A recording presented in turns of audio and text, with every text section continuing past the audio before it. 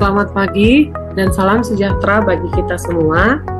Halo, apa kabar Bapak Ibu calon guru penggerak di seluruh Indonesia? Perkenalkan, nama saya Dina Tania Ginting.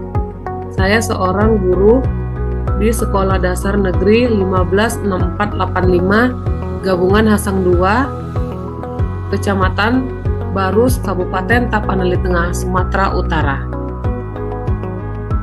Izinkan saya memaparkan aksi nyata modul 14 Budaya Positif.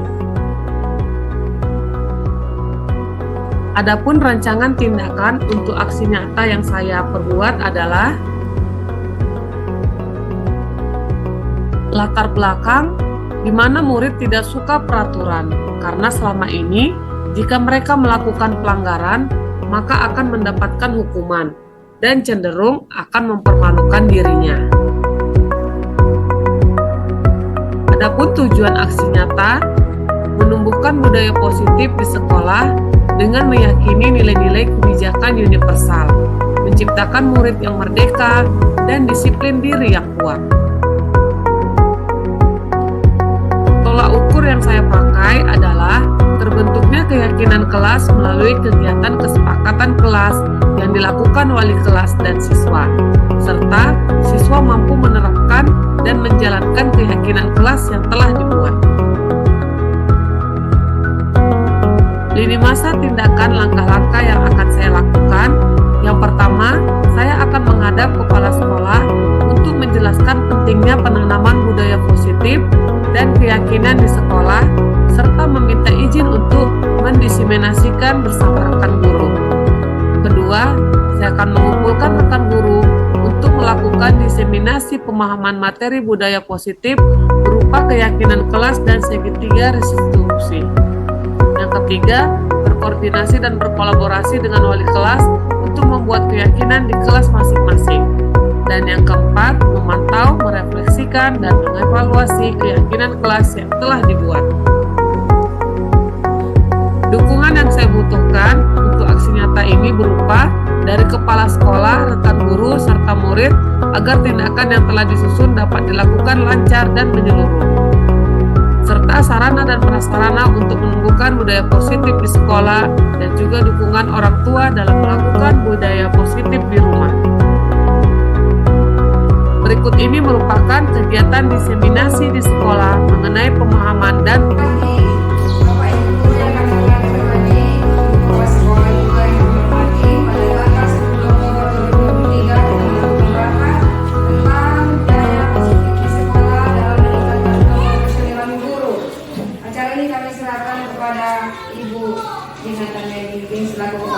Terima kasih.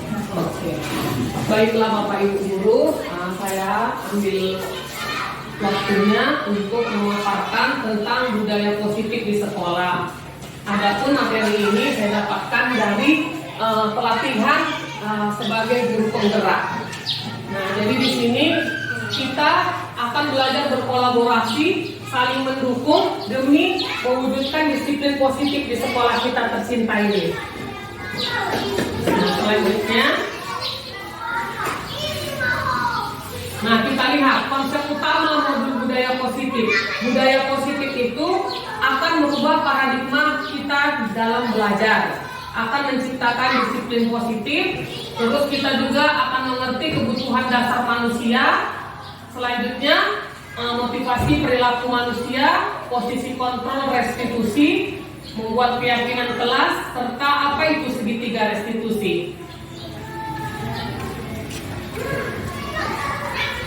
Nah, yang pertama, pembelajaran dengan paradigma baru. Paradigma baru itu adalah suatu metode baru, seperti itu.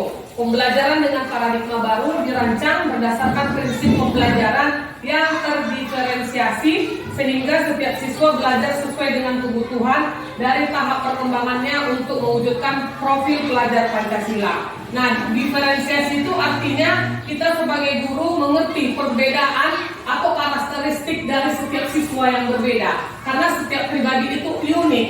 Artinya kita tidak bisa memaksakan si anak untuk A, untuk B, tetapi tugas kita selaku guru hanyalah menuntun. Nah, sekarang kita sudah masuk di kurikulum merdeka, di mana di situ ada profil pelajar Pancasila.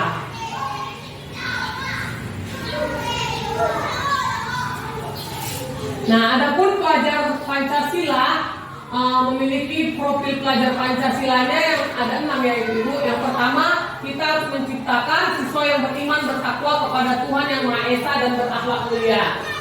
Yang kedua, berkebinekaan global. Yang ketiga, gotong royong. Yang keempat, mandiri. Yang kelima, kreatif. Yang terakhir, bernalar kritis.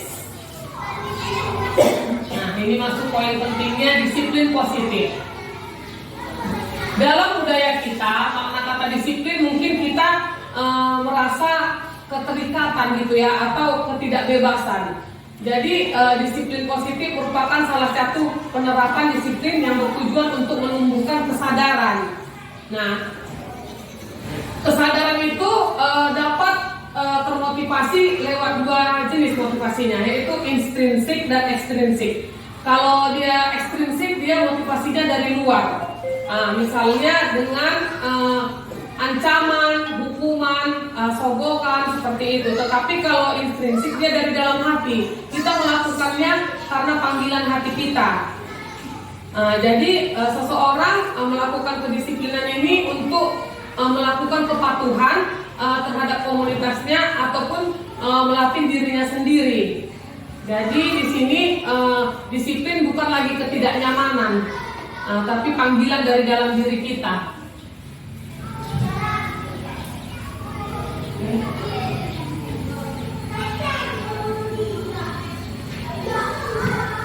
Nah, kita harus tahu kenapa manusia itu perlu kedisiplinan, dikarenakan kita masing-masing manusia memiliki kebutuhan dasar manusia. Apa kebutuhan dasar kita? Ini harus terpenuhi ya. Kita butuh untuk bertahan hidup, butuh kasih sayang dan rasa diterima. Baru kita butuh untuk penguasaan, selanjutnya kebebasan. Yang terakhir tentu saja semua kita pasti membutuhkan yang namanya kesenangan yang menciptakan kebahagiaan.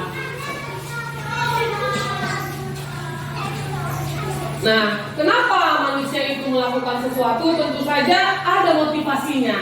Ya, ada yang menggerakkan, ada yang mendorong, yang timbul dari dalam diri seseorang secara sadar atau tidak sadar untuk melakukan suatu tindakan dengan tujuan tertentu. Seperti itu. Jadi setiap tindakan itu pasti ada motivasinya. Nah, inilah salah satu motivasinya. Satu, dia melakukan sesuatu, mungkin dia menghindarkan ketidaknyamanan dan hukuman. Nah, contohnya mungkin murid-murid kita melakukan disiplin diri karena takut dihukum gurunya. Nah, jadi ini motivasi ekstrinsik, takut dihukum gitu kan. Nanti kalau aku tidak melakukan mengerjakan tugas, dihukum aku besok sama guruku. Jadi dia itu karena ketakutan gitu melakukannya. Nah, yang kedua, kenapa kita melakukan sesuatu? Ya karena kita ingin mendapatkan imbalan atau penghargaan dari orang lain. Contohnya murid kita melakukan disiplin, misalnya memakai seragam sekolah karena ia ingin mendapatkan imbalan. Imbalan itu dapat berupa apresiasi ucapan ataupun hadiah. Nah, itu masih juga motivasi ekstrinsik ya dari luar.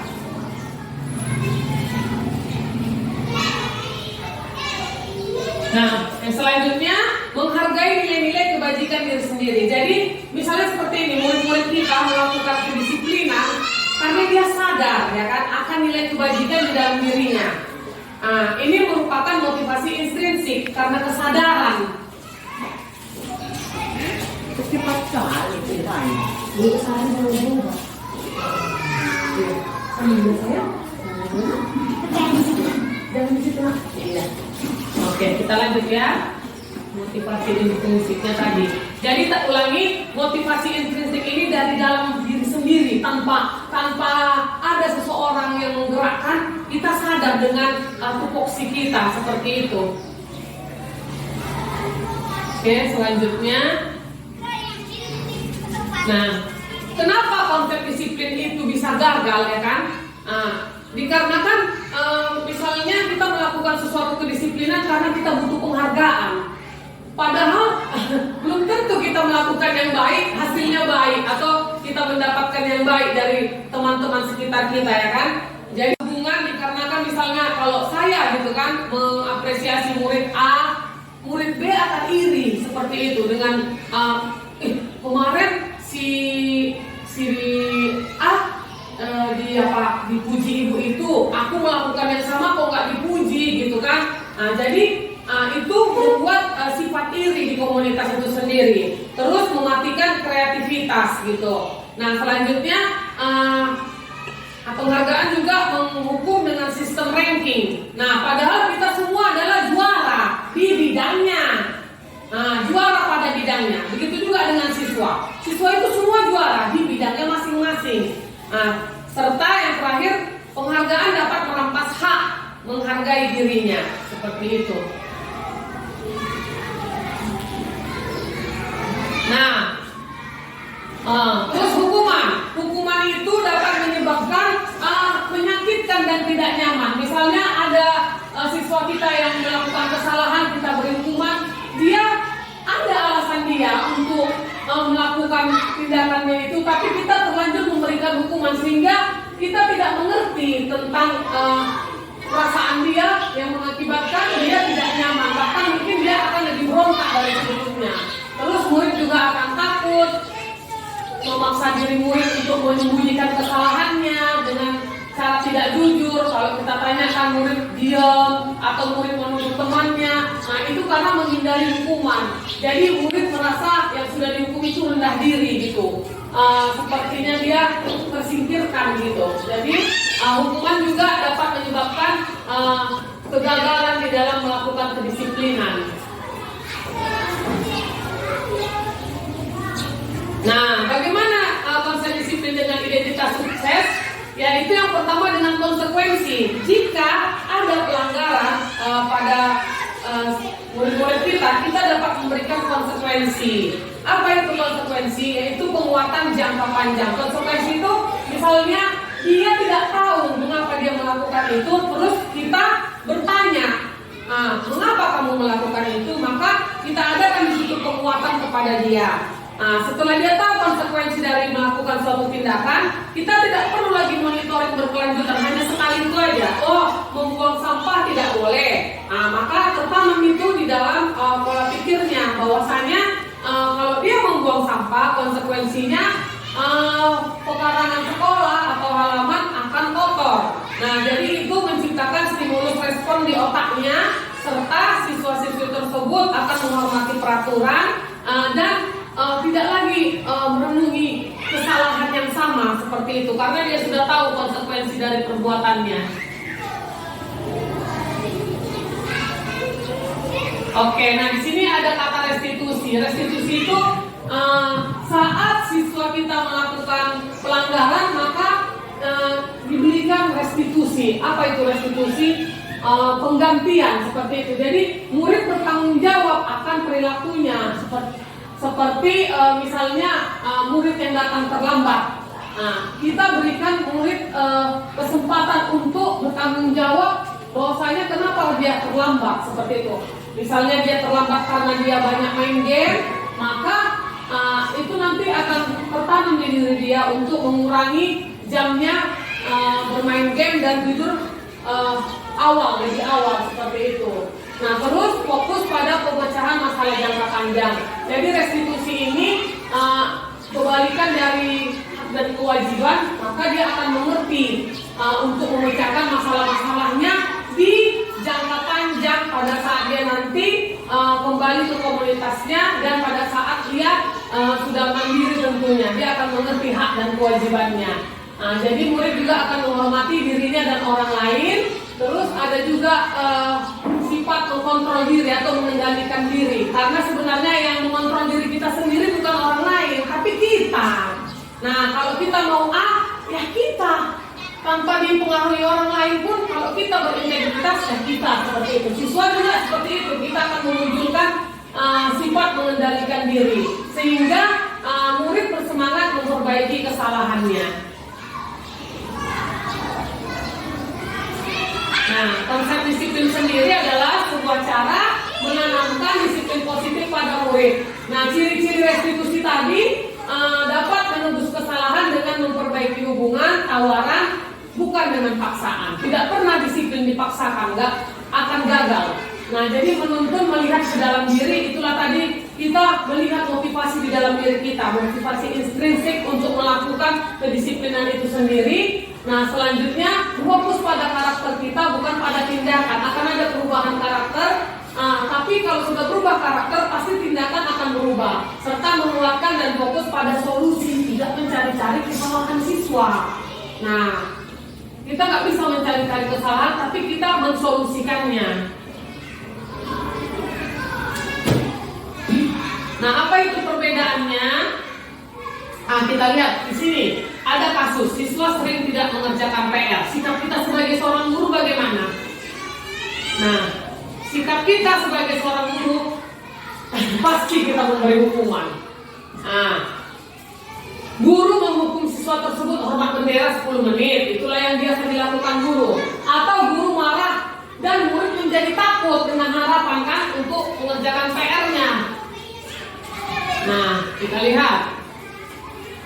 Sedangkan konsekuensi bentuknya guru memberikan konsekuensi untuk mengerjakan PR-nya saat istirahat. Berarti dia kehilangan waktu untuk beristirahat.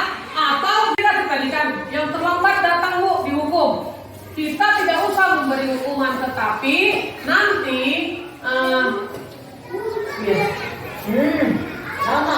dikembalikan lagi. Kita membuat peraturan ini karena kita yakin akan terlaksana, positif jadinya. Kita tidak memikirkan negatifnya.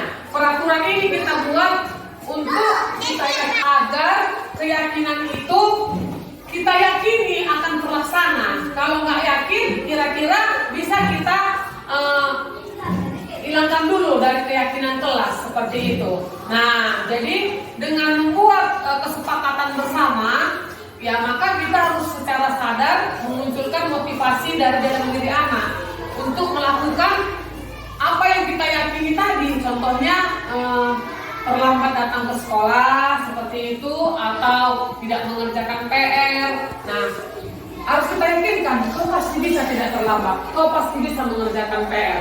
Dan saat itu terjadi, maka kita balikkan lagi. Kita kan udah sepakat bahwasanya kita tidak terlambat, tidak lagi mengerjakan PR di sekolah atau lupa mengerjakan PR. Tegas dan siswa menghormati peraturan.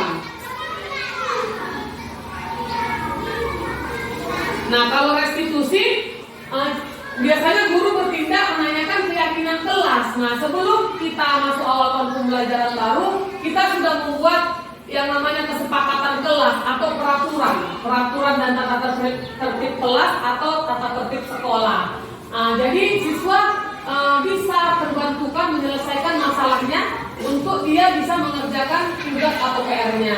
Sehingga di sini ada keterbukaan atau komunikasi antara guru dan siswa, sehingga guru dan siswa itu saling menghormati seperti itu. Jadi bukan karena takut, tapi karena memang dia itu menghormati dari dalam dirinya. Oh, ibu guru ini adalah orang tuaku selama aku di sekolah misalnya. Nah, 5 posisi kontrol restitusi sendiri bisa sebagai penghukum, pembuat rasa bersalah, teman, atau pemantau, dan terakhir manajer. Ada 5 ya, penghukum, pembuat rasa bersalah, teman yang ketiga, pemantau atau manajer. Nah, oke.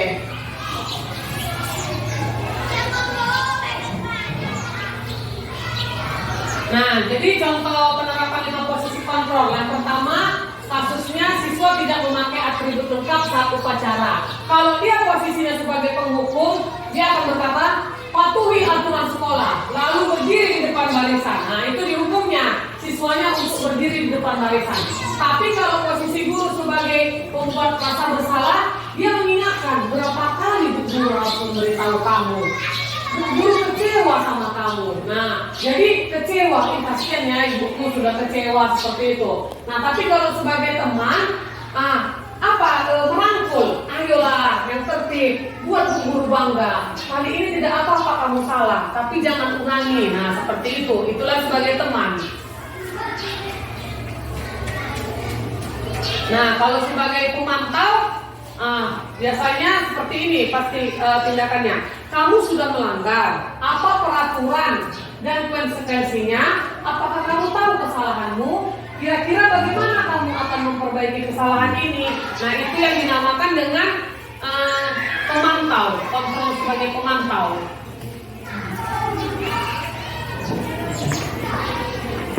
Oke, makasih ya Pak Bos. Nah, ini yang paling utama Bu. Kita harus bisa sebagai manajer.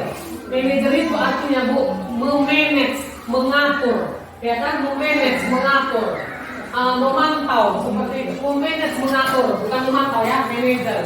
Jadi kira-kira seperti ini. Apakah kamu tahu kesalahanmu? Kira-kira bagaimana kamu akan memperbaiki kesalahan ini?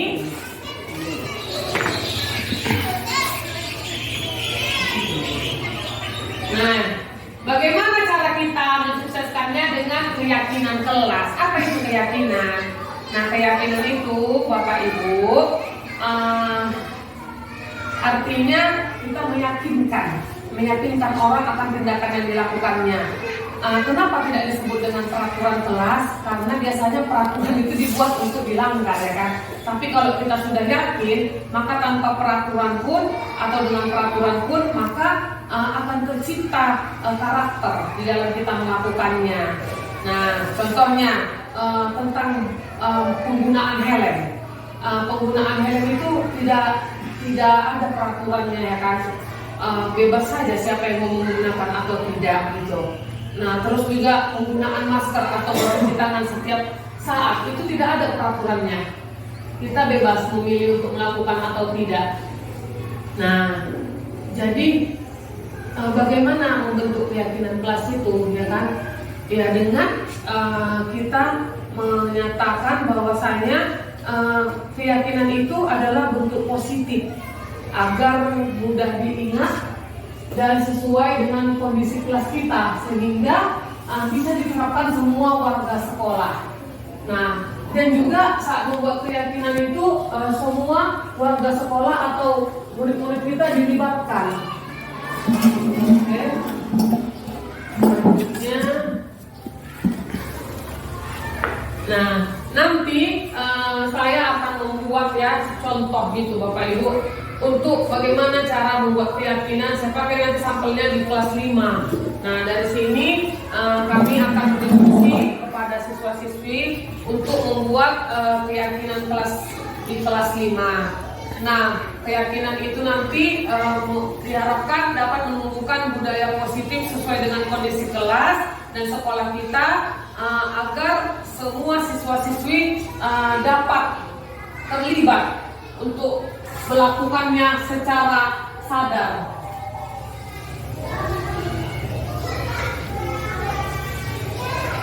Nah, jadi di sini kemarin saya sudah sampaikan bahwasanya ada segitiga restitusi, di mana segitiga ini kita pakai saat adanya pelanggaran kepada siswa kita. Apa itu? Yang pertama namanya segitiga, berarti 3 ya kan? Yang pertama tentu dengan menstabilkan identitas, bahwasanya kita semua melakukan hal yang terbaik yang bisa kita lakukan. Nah, yang kedua ada validasi tindakan yang salah, bahwasanya semua perilaku memiliki alasan. Yang ketiga menanyakan keyakinan. Nah, inilah solusinya. Kita tanyakan. Jadi kita harus meyakinkan kembali tentang keyakinan kelas yang kita buat. Kenapa keyakinan kelas atau peraturan yang dibuat atau kesepakatan yang dibuat dilanggar? Kasih ya. Ya, kasih lagi. Oke, baru dikarenakan nanti. Main api ya Bu. Ya, nah, dikarenakan adanya motivasi internal ya Bapak Ibu. Sedikit lagi.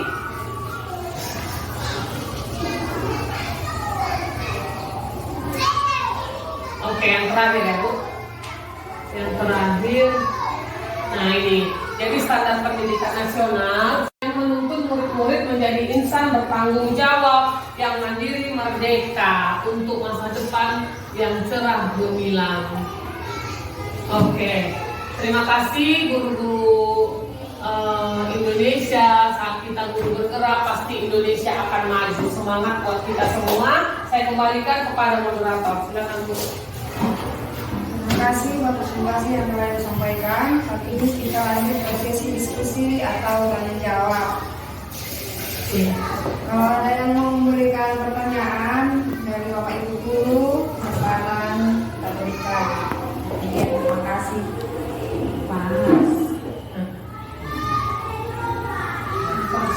Iya. Pas ya, Bu. Ada yang bertanya. Biar enak. Ibu lah, Ibu Dian ada yang mau ditanya. Yang mana materi yang mana tadi? Ini masuk nanti ke kita ya. Ini kan siswa tadi, baru nanti kita ya. Silakan Bu Nainggolan. Tentang ini kan posisi. Oh, ada. Iya. Tadi Bu, kan Pak, tolong berikan dia Pak. coba baca ini. Nomor berapa, Bu? Ya, di bagian hukuman pidana.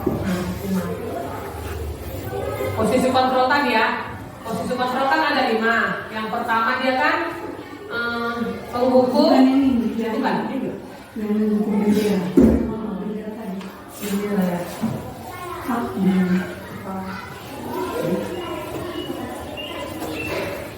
Ini Bu. Bukan. Kenapa di depan? Ke depan lagi. Lagi, sama hukuman tadi. Iya. Oh, baru tadi kita.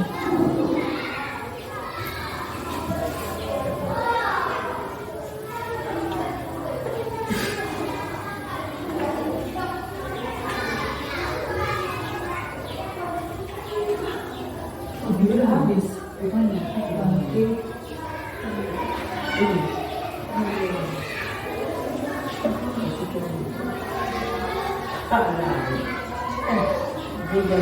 Oh ini kan tadi kan dari kita contohnya hukuman dari guru menolak bendera umur 10 menit. Iya. Apakah itu masih layak di zaman sekarang untuk dilakukan? Iya betul. Jadi Jadi sekarang kan tugas guru itu mendidik, menghimbau, enggak. dan bukan mengayomi, apa lagi? Itu udah mendidik. Menuntun. Nah, berarti kita tidak bisa lagi guru menghukum, termasuk itu menghukum bendera, karena banyak komplain dari orang tua. Dan sebenarnya apa hukuman yang lebih layak untuk ini? Ya saat dia melakukan pelanggaran tadi. Pelanggaran, contoh kan? Yang sekarang kan salah, nggak salah murid dihukum guru, bersalah guru, malah dituntut untuk membayar denda 50 juta. Nah kita yang hukuman ringan untuk murid, contohnya apa lah itu? Dia itu sudah kita himbau, sudah kita kasih anak-anak itu yang dikerjakan, dia bisa membaca, udah kita harus kita ajarin membaca, nggak mau, kita tolong, kita minta tolong ke dia biar membaca mengulang di rumah, nggak mau. Tiba nanti udah lulus dia dari SD, melanjut ke SMP yang paling terdekat lah contohnya, dan mesti mau, aku kerja guru, itu dia. Kira-kira gimana lah cara solusi kita mengajari itu? Oke. Jadi yang tadi Bu tentang hukuman ini kan itu motivasi dari luar, ya kan? Nah, siswa itu akan melakukan budaya positif itu atau kedisiplinan itu karena mengingat hukuman. Berarti kalau hukuman tidak diberikan terjadi pembiaran, ya kan? Pembiaran artinya murid itu nggak sadar gitu. Nah, jadi memang betul yang dibilang Bu Nainggolan, hukuman itu tidak bisa lagi dilakukan. Nah, baik itu dengan ucapan ataupun dengan sentuhan.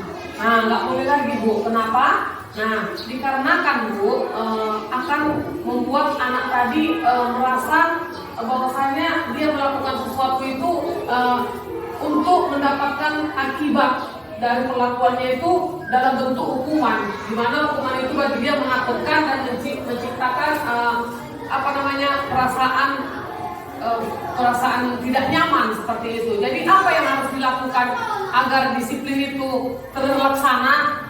Nah, jadi Bapak Ibu nanti kita akan memantau atau diskusi kepada siswa sebelum kita menerima siswa tersebut di kelas atau sebelum pembelajaran kita mulai untuk kedepannya untuk membuat keyakinan kelas. Keyakinan itu sama dengan apa Bu? Kesepakatan gitu loh. Anak-anak kita sudah masuk di kelas 5 tahun ajaran baru. Nah, kita buat kesepakatan kelas, keyakinan kelas.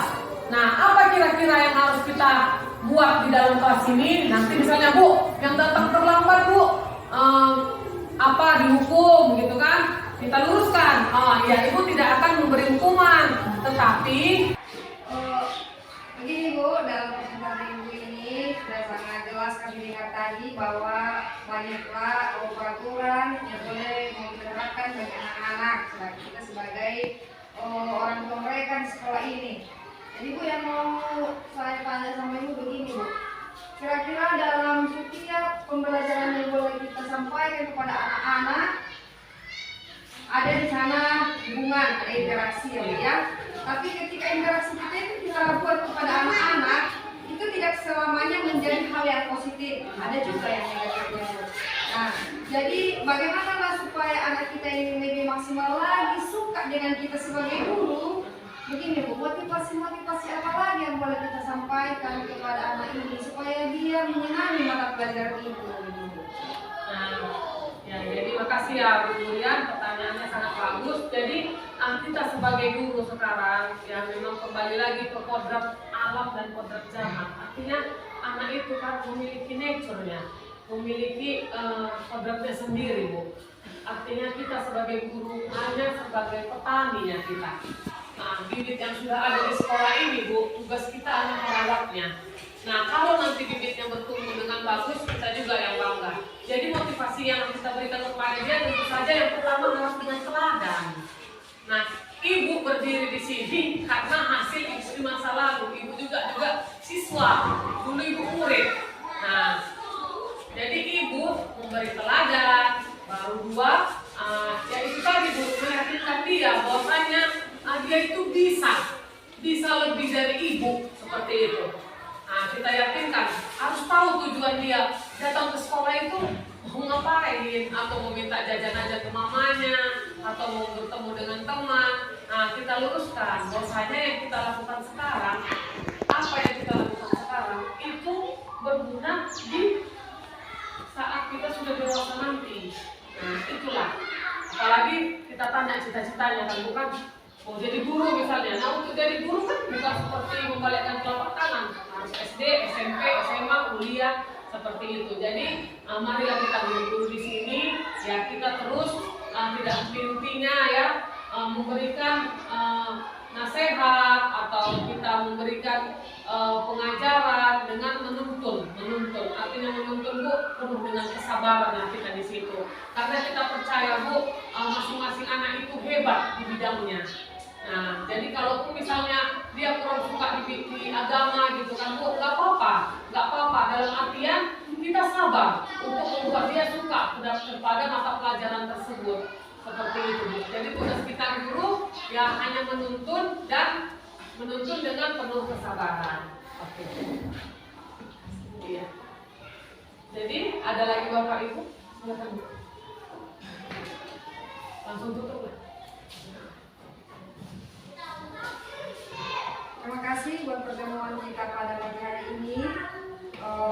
Dengan presentasi yang telah disampaikan kepada kami, semoga bisa bermanfaat untuk dilaksanakan di kelas masing-masing ke depannya. Demikianlah acara kita, acara rapat pagi hari ini. Kami ucapkan banyak terima kasih.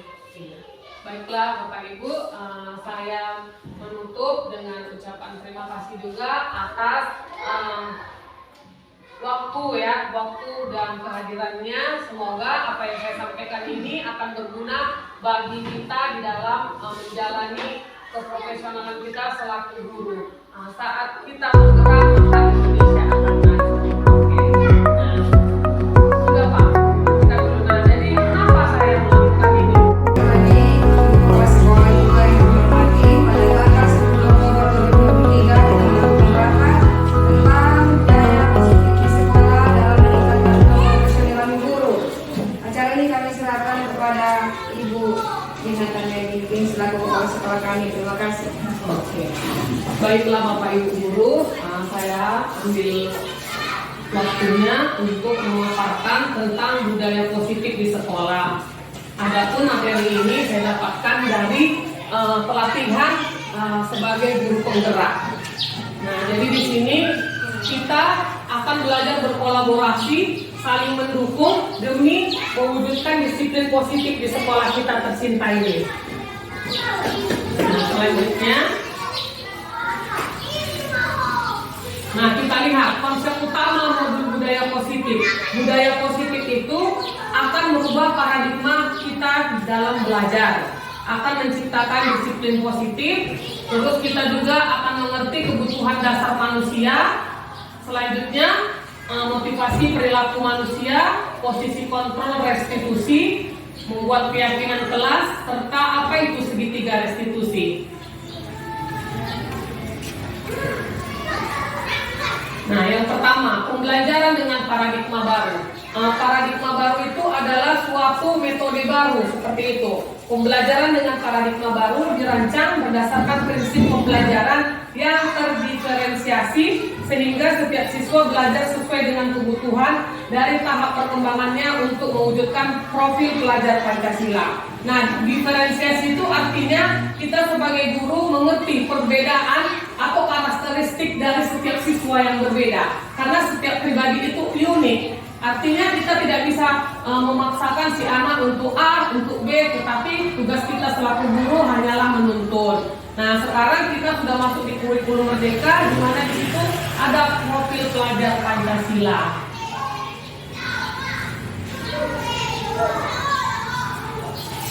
Nah, adapun pelajar Pancasila memiliki profil pelajar Pancasilanya yang ada 6 ya Ibu. Yang pertama, kita harus menciptakan siswa yang beriman bertakwa kepada Tuhan Yang Maha Esa dan berakhlak mulia. Yang kedua, berkebinekaan global. Yang ketiga, gotong royong. Yang keempat, mandiri. Yang kelima, kreatif. Yang terakhir, bernalar kritis. Nah, ini masuk poin pentingnya disiplin positif. Dalam budaya kita, makna kata disiplin mungkin kita merasa keterikatan gitu ya, atau ketidakbebasan. Jadi disiplin positif merupakan salah satu penerapan disiplin yang bertujuan untuk menumbuhkan kesadaran. Nah, kesadaran itu dapat termotivasi lewat 2 jenis motivasinya, yaitu intrinsik dan ekstrinsik. Kalau dia ekstrinsik, dia motivasinya dari luar. Misalnya dengan ancaman, hukuman, sogokan seperti itu. Tetapi kalau intrinsik dia dari dalam hati. Kita melakukannya karena panggilan hati kita. Jadi seseorang melakukan kedisiplinan ini untuk melakukan kepatuhan terhadap komunitasnya ataupun melatih dirinya sendiri. Jadi di sini disiplin bukan lagi ketidaknyamanan, tapi panggilan dari dalam diri kita.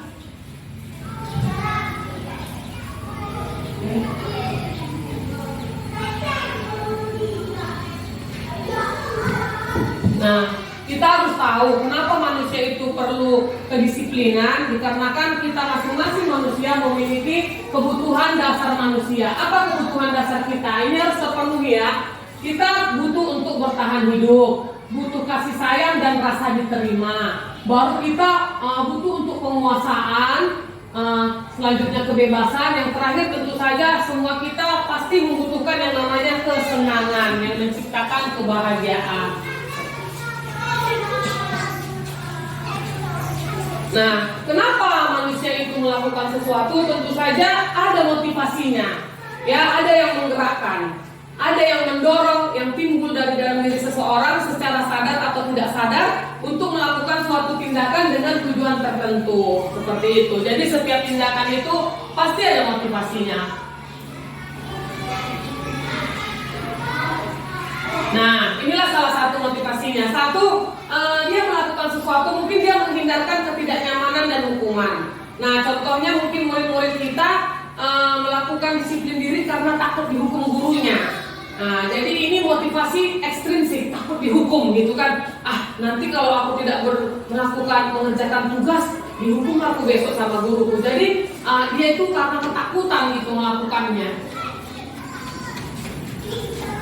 Nah, yang kedua, kenapa kita melakukan sesuatu? Ya karena kita ingin mendapatkan imbalan atau penghargaan dari orang lain. Contohnya murid kita melakukan disiplin, misalnya memakai seragam sekolah karena ia ingin mendapatkan imbalan. Imbalan itu dapat berupa apresiasi ucapan ataupun hadiah. Nah, itu masih juga motivasi ekstrinsik ya dari luar.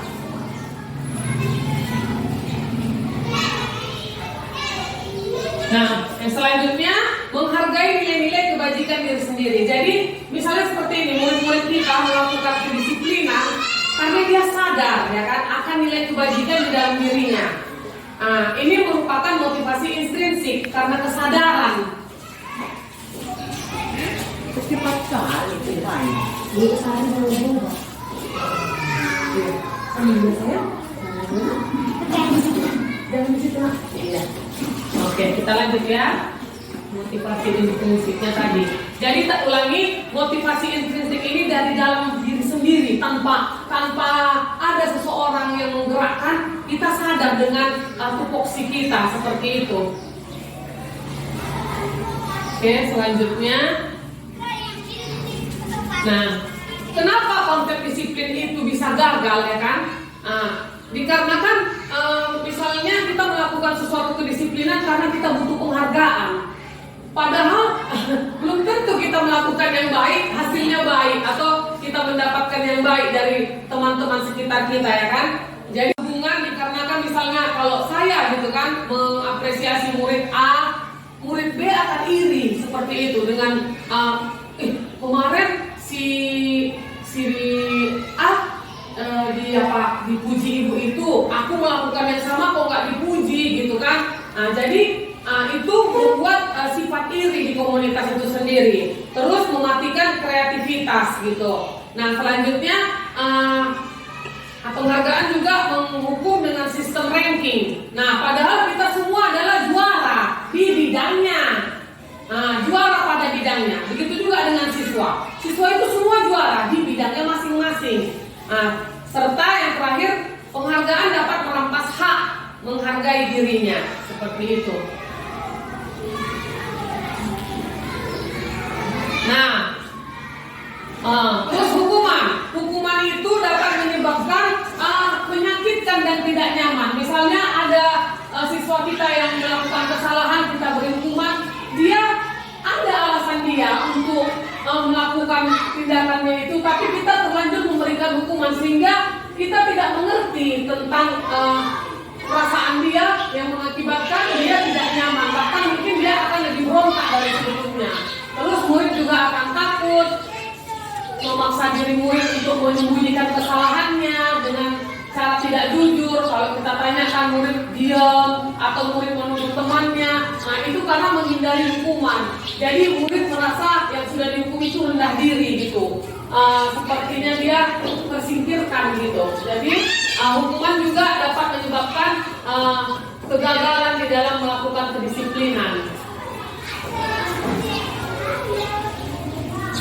Nah, bagaimana konsep disiplin dengan identitas sukses? Yaitu yang pertama dengan konsekuensi. Jika ada pelanggaran pada murid-murid kita dapat memberikan konsekuensi. Apa itu konsekuensi? Yaitu penguatan jangka panjang. Konsekuensi itu misalnya dia tidak tahu mengapa dia melakukan itu, terus kita bertanya, mengapa kamu melakukan itu? Maka kita adakan di situ penguatan kepada dia. Setelah dia tahu konsekuensi dari melakukan suatu tindakan, kita tidak perlu lagi monitoring berkelanjutan, hanya sekali itu aja. Membuang sampah tidak boleh. Maka tertanam itu di dalam pola pikirnya bahwasanya kalau dia membuang sampah, konsekuensinya pekarangan sekolah atau halaman akan kotor. Nah, jadi itu menciptakan stimulus respon di otaknya, serta siswa-siswi tersebut akan menghormati peraturan dan tidak lagi merenungi kesalahan yang sama seperti itu, karena dia sudah tahu konsekuensi dari perbuatannya. Oke, nah di sini ada kata restitusi. Restitusi itu saat siswa kita melakukan pelanggaran maka diberikan restitusi. Apa itu restitusi? Penggantian seperti itu. Jadi murid bertanggung jawab akan perilakunya seperti misalnya murid yang datang terlambat. Kita berikan murid kesempatan untuk bertanggung jawab bahwasanya kenapa dia terlambat seperti itu. Misalnya dia terlambat karena dia banyak main game, maka itu nanti akan tertanam di diri dia untuk mengurangi jamnya bermain game dan tidur lebih awal seperti itu. Nah, terus fokus panjang.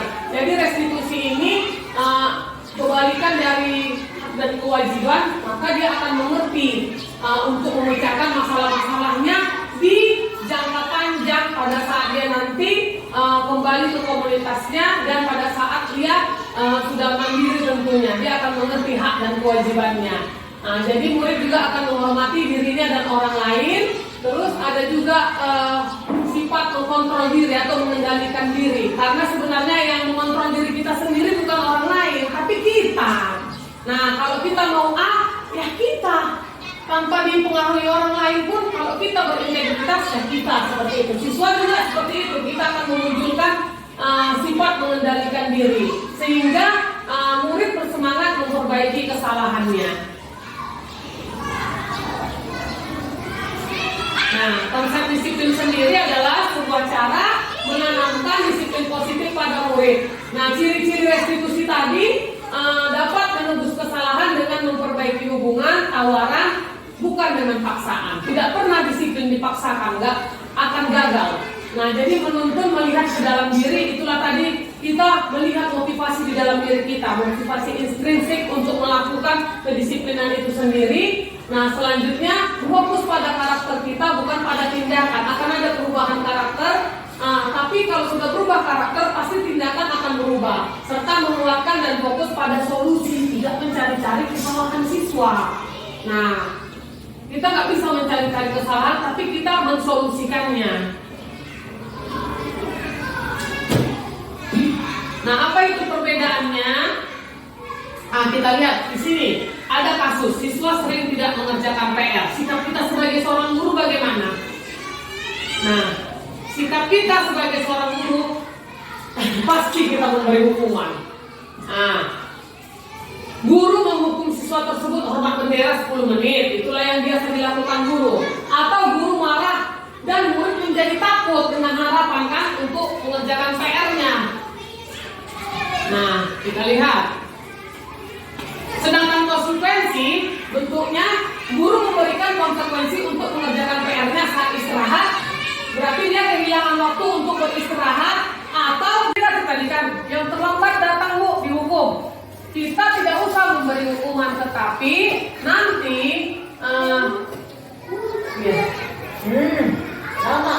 dikembalikan lagi. Kita membuat peraturan ini karena kita yakin akan terlaksana, positif jadinya. Kita tidak memikirkan negatifnya.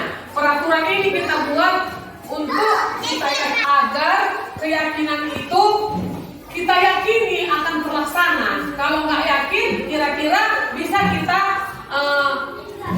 hilangkan dulu dari keyakinan kelas seperti itu. Nah, jadi dengan membuat kesepakatan bersama, ya maka kita harus secara sadar memunculkan motivasi dari dalam diri anak untuk melakukan apa yang kita yakini tadi. Contohnya terlambat datang ke sekolah seperti itu, atau tidak mengerjakan PR. Nah, harus kita yakinkan, kau pasti bisa tidak terlambat, kau pasti bisa mengerjakan PR. Dan saat itu terjadi, maka kita balikkan lagi. Kita kan sudah sepakat bahwasanya kita tidak terlambat, tidak lagi mengerjakan PR di sekolah atau lupa mengerjakan PR. Tegas dan siswa menghormati peraturan. Nah, kalau restitusi biasanya guru bertindak menanyakan keyakinan kelas. Nah, sebelum kita masuk awal tahun pembelajaran baru, kita sudah membuat yang namanya kesepakatan kelas atau peraturan dan tata tertib kelas atau tata tertib sekolah. Jadi siswa bisa terbantukan menyelesaikan masalahnya untuk dia bisa mengerjakan tugas atau PR-nya. Sehingga di sini ada keterbukaan atau komunikasi antara guru dan siswa, sehingga guru dan siswa itu saling menghormati seperti itu. Jadi bukan karena takut, tapi karena memang dia itu menghormati dari dalam dirinya. Oh, ibu guru ini adalah orang tuaku selama aku di sekolah misalnya. Nah, 5 posisi kontrol restitusi sendiri bisa sebagai penghukum, pembuat rasa bersalah, teman, atau pemantau, dan terakhir manajer. Ada 5 ya, penghukum, pembuat rasa bersalah, teman yang ketiga, pemantau atau manajer. Nah, oke.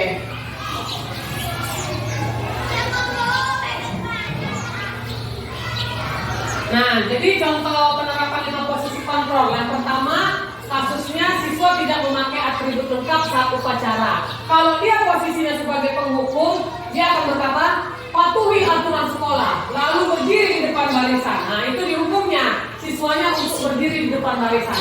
Tapi kalau posisi guru sebagai pembuat rasa bersalah, dia mengingatkan berapa kali guru harus memberitahu kamu. Guru kecewa sama kamu. Nah, jadi kecewa, kasihan ya ibuku sudah kecewa seperti itu.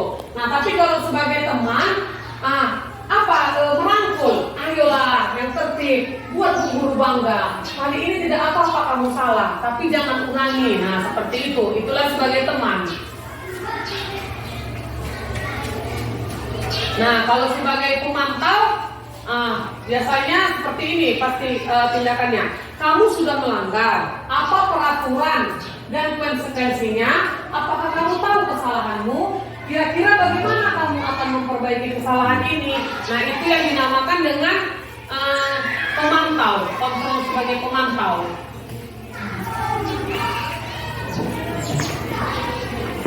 Oke, makasih ya Pak Bos. Nah, ini yang paling utama Bu. Kita harus bisa sebagai manajer. Manajer itu artinya Bu, memanage, mengatur, ya kan? Memanage, mengatur, memantau, seperti itu. Memanage, mengatur, bukan memantau ya, manajer. Jadi kira-kira seperti ini. Apakah kamu tahu kesalahanmu? Kira-kira bagaimana kamu akan memperbaiki kesalahan ini?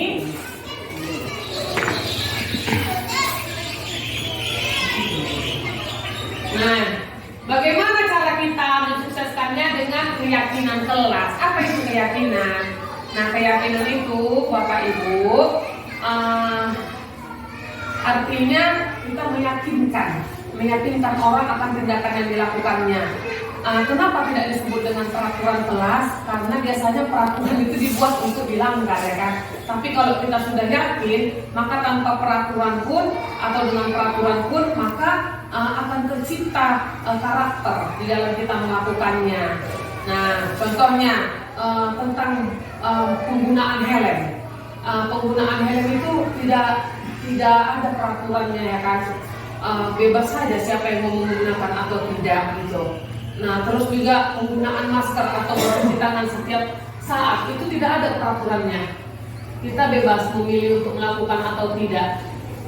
Nah, jadi bagaimana membentuk keyakinan kelas itu, ya kan?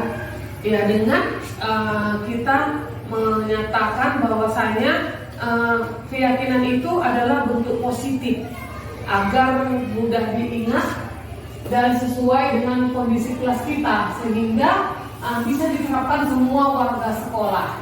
Nah, dan juga saat membuat keyakinan itu semua warga sekolah atau murid-murid kita dilibatkan. Oke. Selanjutnya, nah nanti saya akan membuat ya contoh gitu Bapak Ibu untuk bagaimana cara membuat keyakinan. Saya pakai nanti sampelnya di kelas 5. Nah, dari sini kami akan berdiskusi kepada siswa-siswi untuk membuat keyakinan di kelas 5. Nah, keyakinan itu nanti diharapkan dapat menumbuhkan budaya positif sesuai dengan kondisi kelas dan sekolah kita agar semua siswa-siswi dapat terlibat untuk melakukannya secara sadar.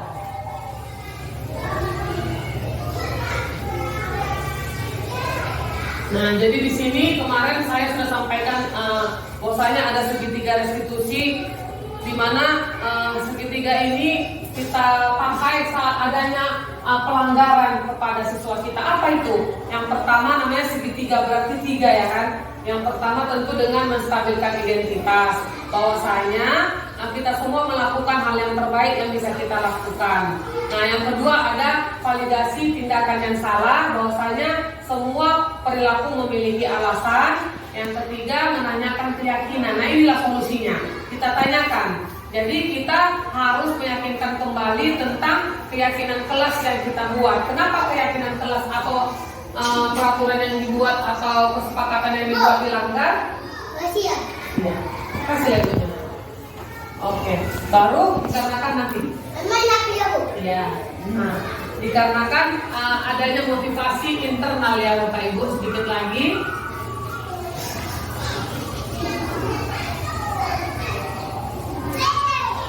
Oke, yang terakhir ya Bu. Yang terakhir, nah ini, jadi standar pendidikan nasional yang menuntut murid-murid menjadi insan bertanggung jawab, yang mandiri, merdeka untuk masa depan yang cerah gemilang. Oke, terima kasih guru-guru Indonesia. Saat kita guru bergerak, pasti Indonesia akan maju. Semangat buat kita semua. Saya kembalikan kepada moderator. Silakan Bu. Terima kasih buat presentasi yang telah disampaikan. Saat ini kita lanjut ke sesi diskusi atau tanya jawab. Kalau ada yang mau memberikan pertanyaan dari Bapak Ibu guru, silakan kita berikan. Oke, terima kasih.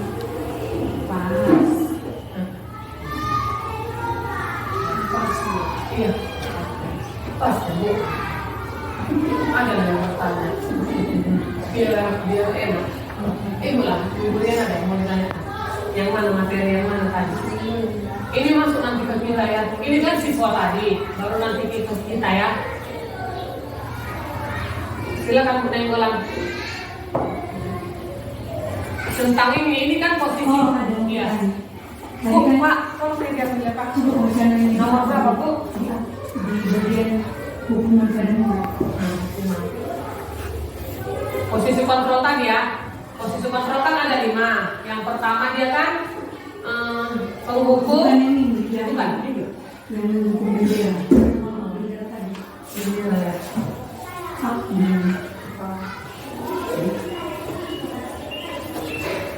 Ini Bu. Bukan. Bukan ini dia. Ke depan lagi. Lagi, sama hukuman tadi. Iya. Oh, banyak aja diskusi.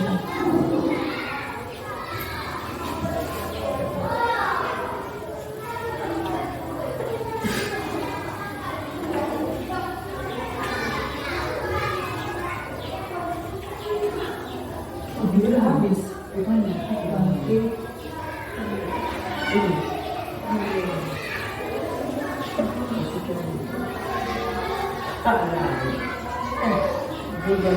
Oh ini kan tadi kan ada bilang contohnya hukuman dari guru menolak bendera umur 10 menit. Iya.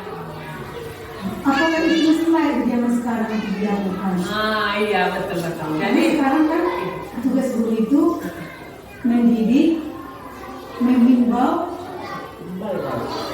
enggak. dan bukan mengayomi, apa lagi? Itu udah mendidik. Menuntun. Nah, berarti kita tidak bisa lagi guru menghukum, termasuk itu menghukum bendera, karena banyak komplain dari orang tua. Dan sebenarnya apa hukuman yang lebih layak untuk ini? Ya saat dia melakukan pelanggaran tadi. Pelanggaran, contoh kan? Dan sekarang kan salah, nggak salah murid dihukum guru, bersalah guru, malah dituntut untuk membayar denda 50 juta. Nah kita yang hukuman dia untuk guru, contohnya apa lagi? Dia itu udah kita himbau, udah kita kasih anak-anak yang dikerjakan, dia bisa membaca, udah kita ajarin membaca, nggak mau, kita tolong. Kita minta tolong ke dia biar membaca menulis lagi di rumah nggak mau. Tiba nanti udah lulus dia dari SD, melanjut ke SMP yang paling terdekat lah contohnya. Dan mesti mau, aku kerja di rumah itu dia. Kira-kira gimana lah cara solusi kita mengajari itu? Oke. Jadi yang tadi Bu tentang hukuman ini kan itu motivasi dari luar, ya kan? Nah, siswa itu akan melakukan budaya positif itu atau kedisiplinan itu karena mengingat hukuman. Berarti kalau hukuman tidak diberikan terjadi pembiaran, ya kan? Pembiaran artinya murid itu nggak sadar gitu. Nah, jadi memang betul yang dibilang Nenggolan, hukuman itu tidak bisa lagi dilakukan. Nah, baik itu dengan ucapan Nah, nggak boleh lagi Bu. Kenapa? Nah, dikarenakan Bu akan membuat anak tadi merasa bahwasanya dia melakukan sesuatu itu untuk mendapatkan akibat dari perlakuannya itu dalam bentuk hukuman, di mana hukuman itu bagi dia menakutkan dan menciptakan perasaan tidak nyaman seperti itu. Jadi apa yang harus dilakukan agar disiplin itu terlaksana?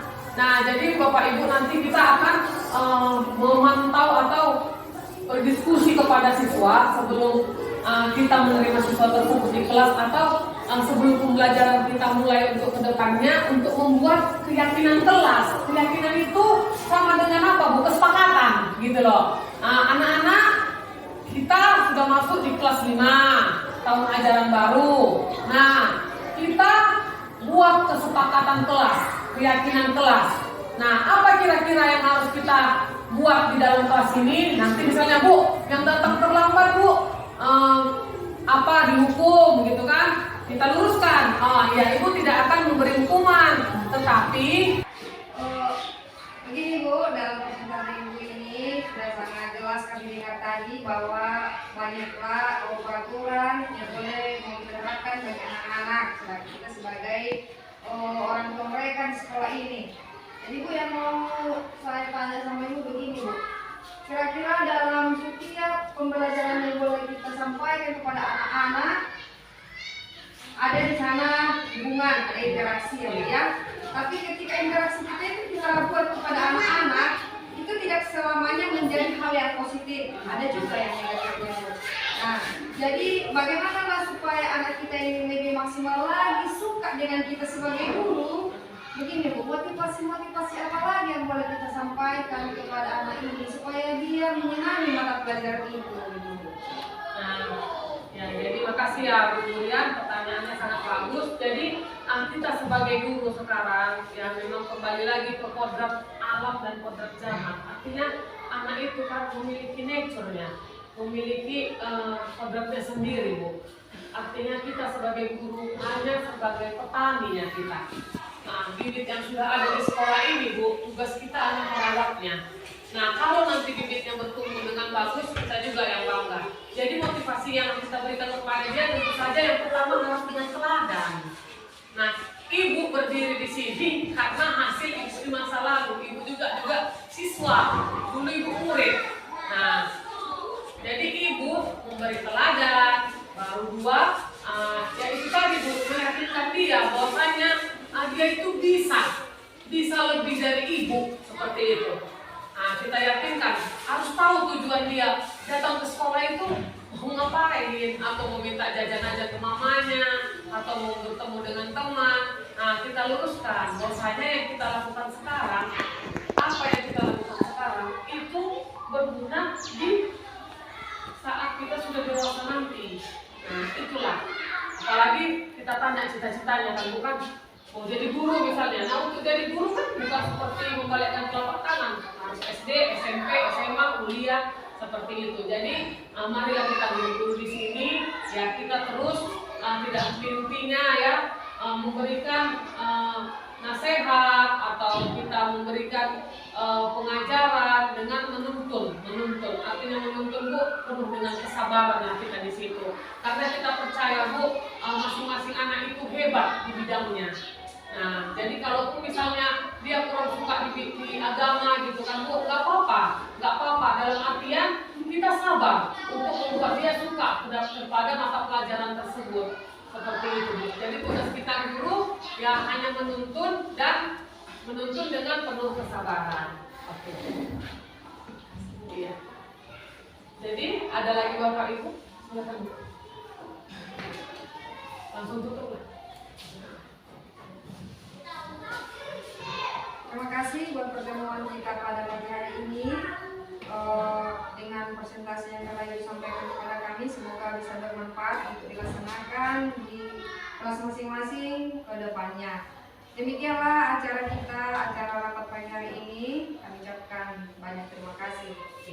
Baiklah Bapak Ibu, saya menutup dengan ucapan terima kasih juga atas waktu dan kehadirannya. Semoga apa yang saya sampaikan ini akan berguna bagi kita di dalam menjalani keprofesionalan kita selaku guru. Saat kita bergerak, maka Indonesia akan maju. Oke. Nah, sudah Pak. Kita dulu. Nah, jadi kenapa saya melakukan ini?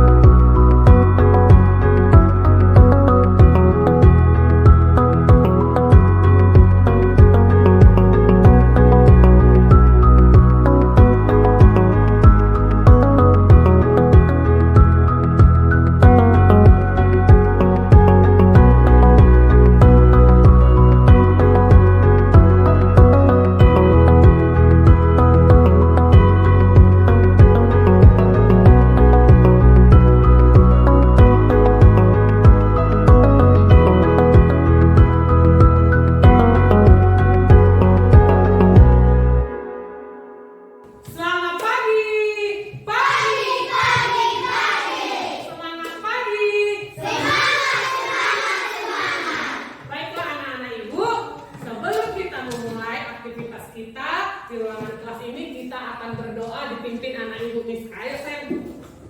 Iya, semua posisi berdoa. Ayo. Mari kita berdoa. Terima kasih Tuhan atas berkat-Nya yang kami terima sehingga kami dalam keadaan sehat sampai saat ini. Sekarang bentar lagi kami akan memulai pelajaran kami. Bukalah hati dan pikiran. Konsentrasi. Oke, dengarkan. Nah, jadi pada pagi hari ini kita akan membuat keyakinan kelas. Apa itu keyakinan kelas?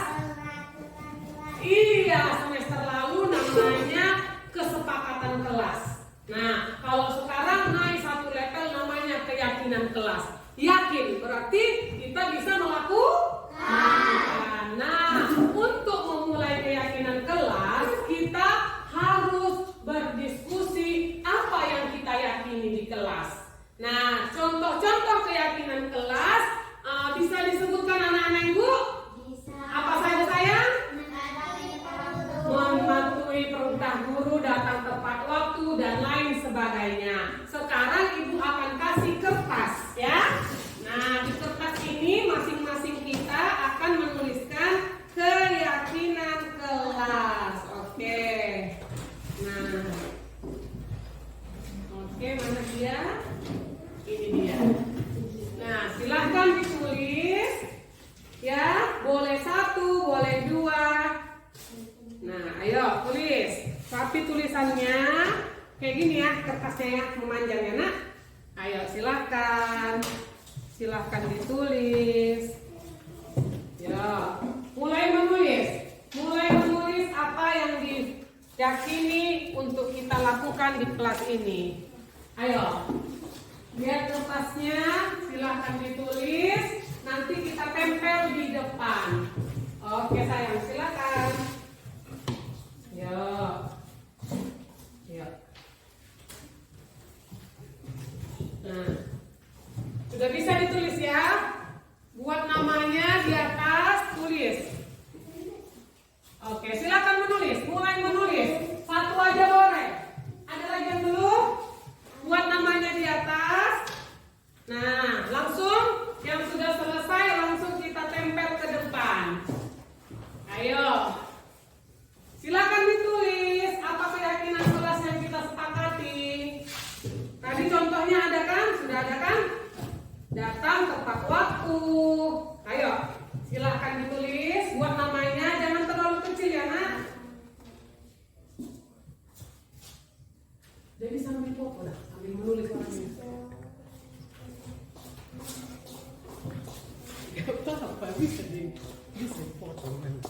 Ayo, silahkan ditulis.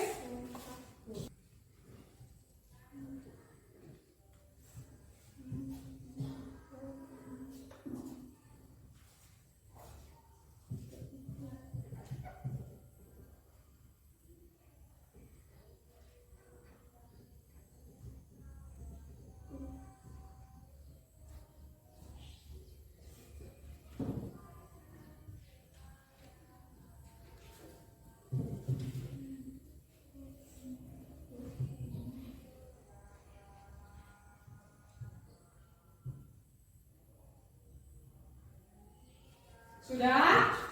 Satu orang satu aja. Ada yang udah selesai nak? Silakan. Nah, ayo tempel ke depan, susun rapi ya. Ayo ke depan. Ke depan sayang. Iya sini sayang. Nah, ayo tempel di belakang. Satu aja, nggak usah banyak-banyak. Nah, kan harus banyak. Satu aja. Buka banyak. Yo. Ya. Udah ambil foto dah. Pakai ini. Mas rame-rame ke depan.